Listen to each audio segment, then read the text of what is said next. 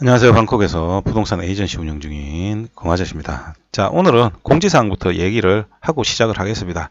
제가 원래 업로드를 목요일날 새벽하고 일요일날 새벽에 해왔습니다. 그런데 새벽에 업로드를 하는 게 굉장히 힘듭니다. 그래서 시간을 정하지 않고 목요일과 일요일에 업데이트를 하도록 하겠습니다. 만약에 제가 업로드를 못하는 상황이 생기면 미리 공지를 하도록 하겠습니다.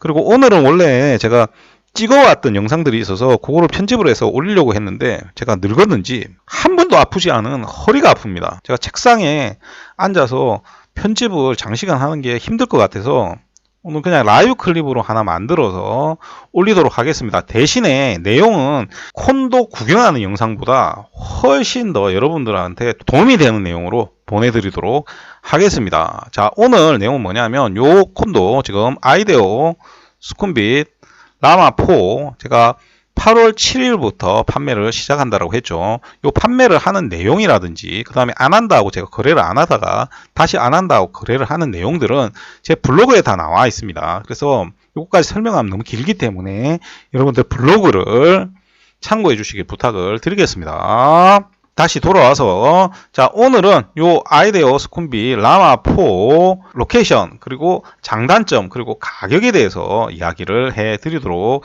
하겠습니다. 이게 지금 아이데오 수쿰빗 라마4죠. 일단 우리 홈페이지 한번 들어가 봅시다. 콘도가 실제 이렇게 생겼습니다. 그리고 내려가면 이런 거 나와 있죠. 아무 의미가 없는 내용들입니다. 여러분들 이거는 진짜 아무런 의미가 없습니다. 직선거리 아무 의미 없고요. 그 다음에 이런 것들은 제일 안 팔리는 제일 작은 저층에 있는 유닛을 가지고 낚시를 하는 거기 때문에 의미가 없고요.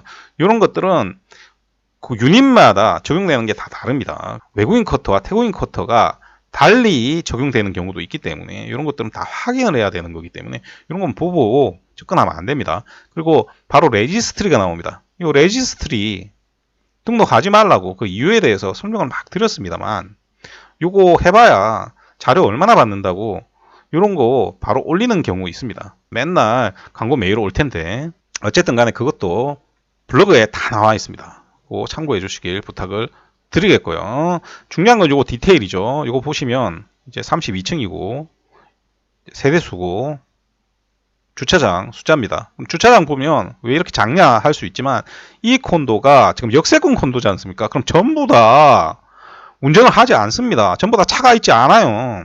왜 역세권 콘도에 사는지 생각해 보시면 됩니다. 그렇기 때문에 요 정도 레벨의 콘도들은 한 요 정도 파킹랏을 가지고 있으면 아주 일반적인 경우입니다. 여러분들 아주 고급 콘도나 미드레인지 콘도나 그 대지는 거의 크기가 비슷비슷합니다. 그러면 뭐만 다릅니까? 세대수만 다르죠. 그럼 이게 세대수가 작은 하이엔드급 콘도다. 그러면 100% 넘어가죠. 그러면 가격이 어떻게 되겠습니까? 무지막지하게 비싸지는 겁니다. 그런데 이 콘도는 이 정도면 충분합니다. 자, 그리고 이거 보면 콘도 형태가 보통 이렇게 돼 있죠. 그럼 1층에 퍼실리티라든지 뭐가 있고 그리고 이렇게 돼 있습니다. 그럼 요거는 대부분이 전부 다 주차장입니다. 주차장이 대부분 지상에 있습니다. 지하에 주차장을 뚫는 경우는 콘도인 경우는 거의 없습니다. 그리고 쇼핑몰이나 호텔 같은 경우도 한국처럼 깊이 뚫지를 않습니다. 왜냐하면 방콕은 해수면보다 낮은 지역이 엄청나게 많습니다. 그러니까 지하로 많이 뚫을 수가 없습니다. 그게 첫 번째 이유고요. 두 번째로 물탱크가 대부분 지하에 있습니다. 만약에 물탱크를 지상 위에 저 꼭대기에다 올려놓으면 그 물이 어떻게 되겠습니까? 그래서 태국 콘도는 대부분 물탱크가 지하에 있다 이렇게 생각을 하시면 됩니다. 그래서 주차장을 이런 식으로 만들고요. 그러다 보니까 유닛이 제일 낮은 층이 7층이나 8층인 경우가 대부분입니다. 자, 그런데 요즘 가끔씩 1층, 2층에 유닛이 들어가는 콘도들도 있죠. 그거는 주차장이 기계식이라서 그렇습니다. 그러니까 오토매틱이죠. 근데 실제 오토매틱하고 이렇게 타워식하고 비교를 해보면 타워식이 훨씬 좋습니다. 오토매틱은 기다려야 되는 시간이 있지만 얘네는 그냥 3층에 내려가서 그냥 시동 걸고 가버리면 되기 때문에 훨씬 더 편합니다. 그리고 여기에서 중요한 부분은 뭐냐면 기계식이라서 1층, 2층, 3층 유닛이 들어가 있다라고 하더라도 그거 사면 됩니까? 안 됩니까? 사면 안 되겠죠. 그거 설명하려고 기계식 얘기 드린 거고요. 자, 내려와서 뭐 사진 이런 거는 별 중요한 내용이 아닙니다. 자, 여기 보면 콘도는 전부 다 몇 퍼센트 완성되고 있다가 나옵니다. 지금 보시면 99% 완성이 돼 가기 때문에 이제 상담 받으신 분들 중에서 일정 조율해서 와서 보고 결정하는 과정으로 진행을 할 예정입니다. 그러니까 아직 관심은 있는데 상담 안 받으신 분들은 상담을 미리미리 받으시길 부탁을 드리겠습니다. 자, 그리고 이거 막 보시는 분들 계신데 잘 모르는 사람들이 이런 거 갖고 막 몇 미터 떨어져 있고 뭐 별 의미 없습니다. 설명 다 들으시면 왜 의미가 없는지 알게 됩니다. 자, 이제 콘도 위치에 대해서 알아보도록 하겠습니다. 아속에서 출발을 해보겠습니다. 한국분들 좋아하시는 아속에서 출발을 해서 프롬퐁에 가면요. 이제 프롬퐁 여기 보면 39 있죠. 그리고 24 있습니다. 그러니까 메인 도로에 딱 붙어 있다. 이렇게 보시면 되고요. 잘 보면 이쪽 위가 와타나고요. 이쪽이 지금 끌롱도입니다. 이 부분만 가지고 이야기를 하도록 하겠습니다. 자, 그러면 자세히 보시면 이 와타나 쪽으로 여기가 이제 통로죠. 그러면 여기 통로로드하고 이것도 이렇게 붙어 있죠. 그 다음에 여기 에까마이도 스쿤비 63, 요거 에까마이 로드라고 부르죠. 에까마이 로드에 BTS 여기 바로 붙어 있습니다. 그런데 그러면 프라카노 요게 메인 도로겠죠. 자, 그런데 역은 앞쪽에 있습니다. 그죠? 비슷하게 온로도 보면 요게 온는 로드입니다. 그런데 전철역이 여기 있죠. 여기 보시면 50대 있죠. 스쿤빗. 요게 이제 고속도로로 나가는 길이라 요게 빠져나오는 앞에 BTS역이 만들어져 있다. 이렇게 보시면 됩니다. 그래서 요 두 역은 요 메인 로드에 붙어 있지 않습니다.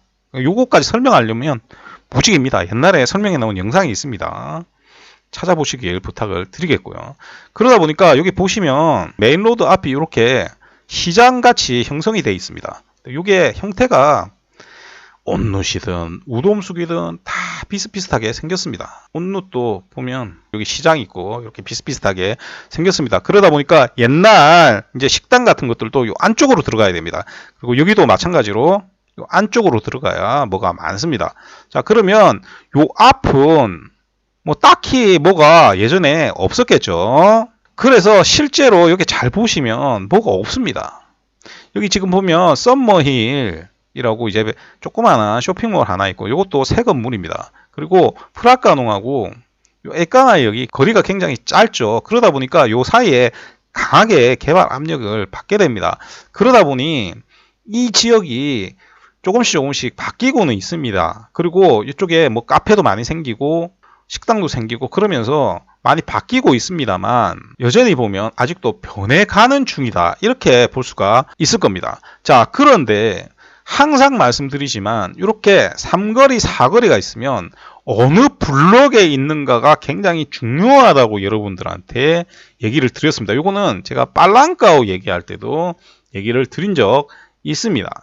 자, 그러면 지금 여기에 라마4라고 되어 있는 로드 있죠. 이게 작은 길이 아닙니다. 굉장히 큰 길입니다. 태국에서는. 그 다음에 수쿰빌 로드가 있죠. 이게 지금 만나는 부분에 있습니다. 그러면 라마4는 왜 중요하냐? 클롱도이를 지나가지고 이 실롬 쪽으로 연결되는 도로입니다. 그 도로가 이제 끝나는 부분이 여기입니다. 그래서 끝나서 스쿠미 로드하고 만나는 부분이죠. 여기는 통행량이 굉장히 많습니다. 굉장히 차가 많이 막히는 지역이기도 합니다. 그래서 딱 보기에도 어디 위치가 가장 좋습니까? 바로 전철역 이 북쪽 위치, 이쪽이 가장 좋겠죠. 이쪽은 이쪽으로 가기 편하고 전철 타기도 편하고 정말 좋은 지역이죠. 그러다 보니까 여기 더룸 콘도입니다. 완성된 지 꽤 됐거든요. 이거는 완성되기 훨씬 전에 분양할 때부터 지금 얘기하는 콘도들보다 훨씬 비쌌습니다. 그리고 지금 보면 요 사이 중간에 지금 콘도 하나 만들어지고 있죠. 요게 고층 기준으로 하면 스퀘어미터당 평균이 35만 바트 보시면 됩니다. 물론 굉장히 과한 가격입니다. 그리고 여기 보시면 지방공사 해놓은 땅이 있죠.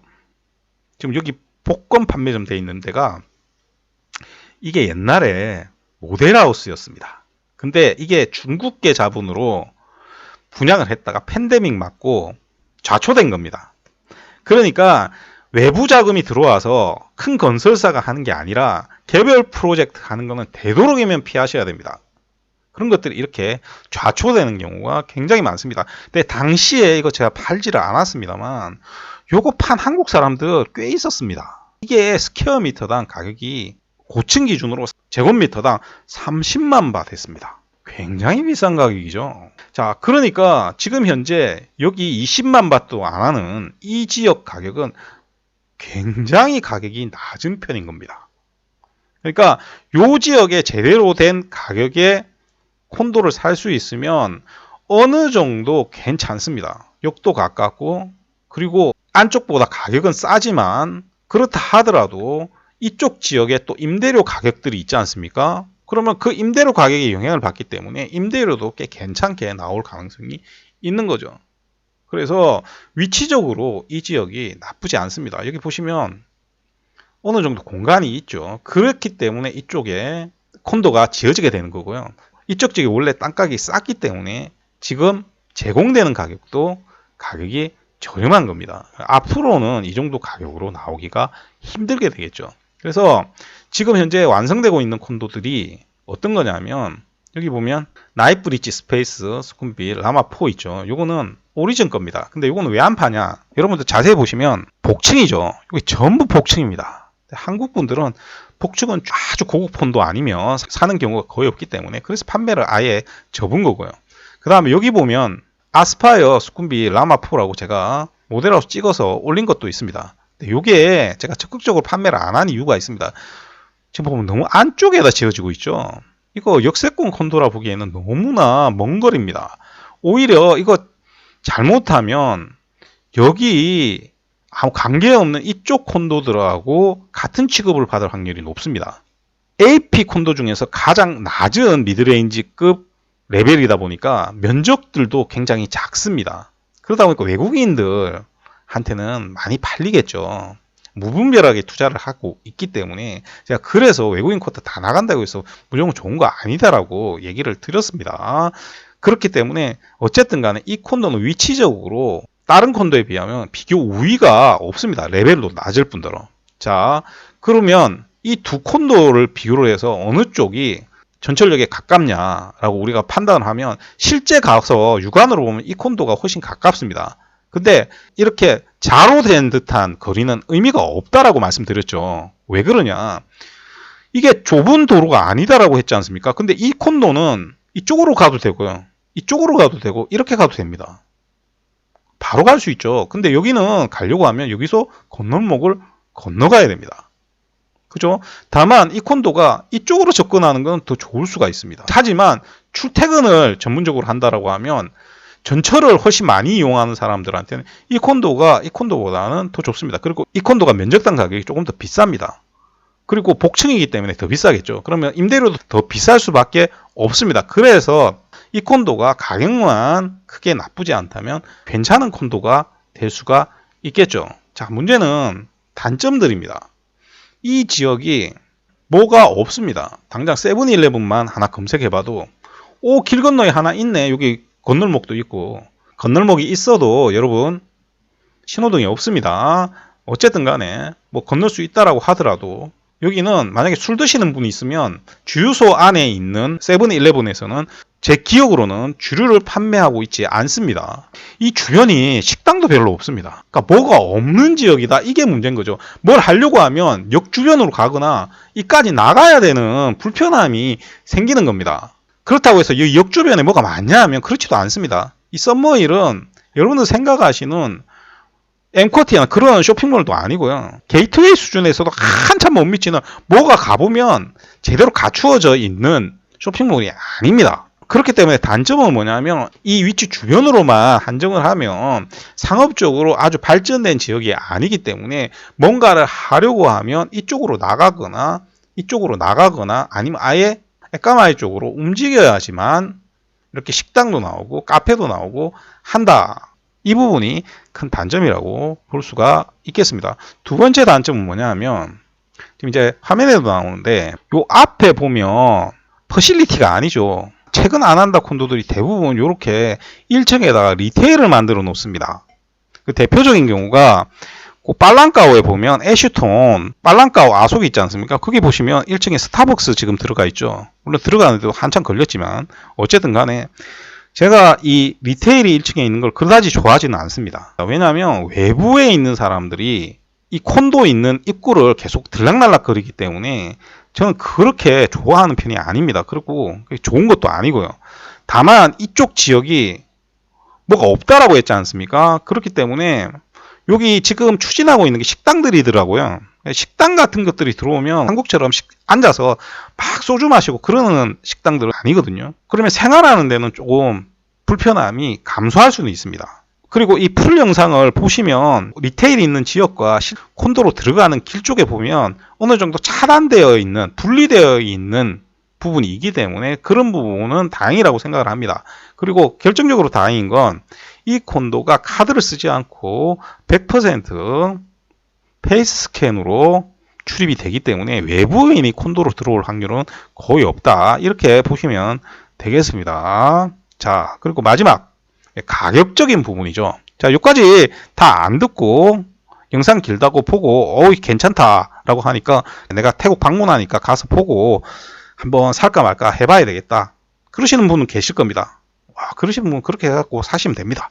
대신에 그렇게 하면 내가 산 가격이 문제가 있는지 없는지 평생 모르고 살아가게 되는 거겠죠. 무슨 얘기냐? 콘도 가격에 외국인 커터하고 태국인 커터가 있지 않습니까? 그러면 외국인 커터하고 태국인 커터가 전체적으로 일정하게 몇 퍼센트 차이를 보이는 경우는 우리가 판단하기가 굉장히 쉽습니다. 기준점을 넘어가느냐, 기준점을 넘어가지 않느냐만 판단하면 되죠. 그런데 이 콘도는 아예 유닛마다 전부 다 확인해야 됩니다. 무슨 얘기냐? 어떤 거는요 11% 이상 나오고요, 어떤 거는 아예 안 나옵니다. 요거는 가격 조정이 안 된 지금 상태에서 얘기입니다. 만약에 가격 조정이 되면 또 거기에서 또 전부 다 확인을 해야 되는 상황이 생기겠죠. 그러니까 쉽게 얘기를 해서 어떤 거는 0%고 어떤 거는 11% 넘어가고 어떤 거는 7%고 어떤 거는 4%고 어떤 거는 3%고 그렇습니다. 그런데 제가 판매하는 건 항상 꼭대기층에서 10층 아래쪽이죠. 만약에 엄청나게 높으면 조정이 되겠지만 보통 요 정도 크기면 꼭대기층에서 10층 아래만 팝니다. 그러면 그 안에서 그런 거 다 확인을 해서 문제없는 유닛을 골라서 주려고 하면 유닛이 많을 수가 없습니다. 자, 그러니까 이 말 안 믿으시는 분들은 그렇게 가서 사시면 됩니다. 분명히 저는 얘기를 드렸기 때문에 그렇게 가서 사시면 됩니다. 이거는 이 콘도뿐만이 아니고 대부분 다 콘도가 그렇습니다. 자, 그래서 여러분들 정말 중요한 부분은 뭐냐 하면 이렇게 콘도를 살 때는 이런 부분이 있기 때문에 가격적인 부분이 완벽하게 해소된 유닛만 여러분들이 구매를 하셔야 아무리 좋은 장점이 있다고 해도 그 장점을 활용할 수 있는 겁니다. 애초에 가격을 잘못 사게 되면 그런 것들이 활용하는 게 아무런 의미가 없어지는 거겠죠. 자, 그게 여기서 핵심 포인트다. 이렇게 생각을 하시면 됩니다. 그래서 이번 주 일요일에는 제가 찍어온 영상을 전부 다 편집을 해서 여러분들에게 올려드리도록 하겠습니다. 가격은 뭐 면적이 전부 다 다르기 때문에 통칭해서 얘기를 할 수가 없고 태국은 유닛마다 가격이 전부 다 다르지 않습니까? 그래도 대충 얘기하면 원베드룸은 2억 5천 정도 보시면 되고요. 투베드룸은 4억 5천 정도 보셔야 됩니다. 그리고 여기는 3베드룸 이런 것들도 있기 때문에 그런 것들은 이제 큰 평수 생각하시는 분들은 가격이 늘어나게 되면 요거 아니고도 생각할 수 있는 옵션이 늘어날 수 있기 때문에 그런 것들은 따로 상담을 받으시길 부탁을 드리겠습니다. 자, 오늘은 아이데어 수쿰빗 빨람 C 가지고 이야기를 해드렸습니다. 오늘도 들어주셔서 대단히 감사드리고 이상준은 방콕에서 고마저씨였습니다.